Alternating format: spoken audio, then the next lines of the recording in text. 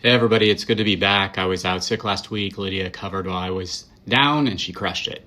Now that I'm back, I want to nerd out on something that she covered, but that's done to a lot of federal employees. We heard reports that some agencies changed employees out of office messages and slipped in partisan language like the shutdown is caused by radical left Democrats.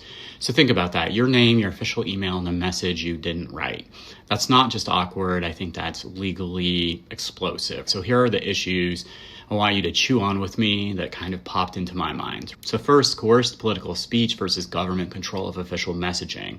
On one hand, the government can set official communications. On the other, when a supervisor forces your government account under your name to carry a partisan message, we're now in coercing political activity territory, one of the prohibited personnel practices under 5 U.S.C. 2302b3. And that's separate from the Hatch Act. The Hatch Act bars using official authority to effect success or failure of a political party or candidate. If a required auto reply blames a party as that political activity, the regs define political activity as activity directed at a party success or failure. That sure sounds close.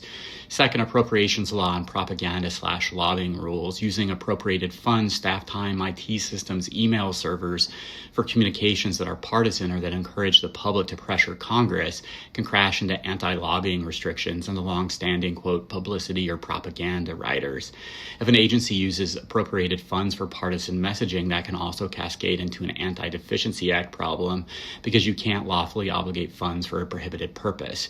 Yet this is a little bit wonky, but it matters. Third, whistleblower and anti-gag protections. If you see this, what protects you? Well, classic whistleblowing, I think disclosures of a violation of a law, rule, or regulation, gross mismanagement, gross waste, abuse of authority, or substantial and specific danger to public health or safety are protected under 2302b8. Protected activity, you are protected from retaliation for cooperating with the IG or Office of Special Counsel or for testifying or assisting another employee. Check out 2302b, 9, B, and C.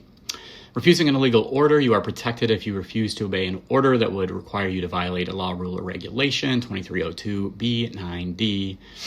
And then anti-gag, agencies can't muzzle whistleblowing with non-disclosure policies. If a policy doesn't include the WPEA, you can still blow the whistleblower disclaimer. Implementing or enforcing it itself is a prohibited personnel practice. So now the practical playbook, not because you must use it, but because understanding it could help you spot issues now or in the future, or just learn more information. So in general, if you find yourself in a situation, we said it again and again and again, and we will say it even more, preserve evidence, screenshot the auto reply, save headers, know who changed it and when and whether you were instructed to keep it as is. Ask in writing and calmly, or consider this if you want to follow up. Was this cleared by ethics? Was Hatch Act appropriations review done on this? If you choose to report it, do it off duty on personal time devices. Channels include your IG, your agency ethics office, U.S. Office of Special Counsel, for instance. If anyone pressures you to keep partisan language or retaliates when you request it, that would raise 2302b3 coercion issue and potential whistleblower reprisal under B8 and B9.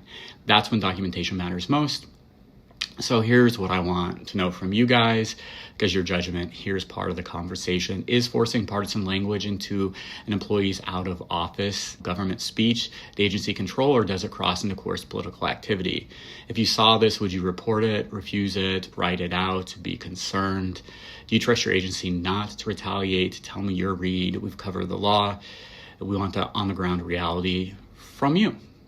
I love this stuff because it's where the merit system law, appropriations law, free speech principles collide in real workplaces. It just makes me nerd out.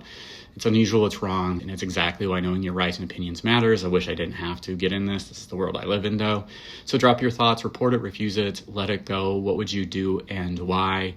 Just in general, what do you think about this? Thank you for your support, everybody. Take care and have a great day.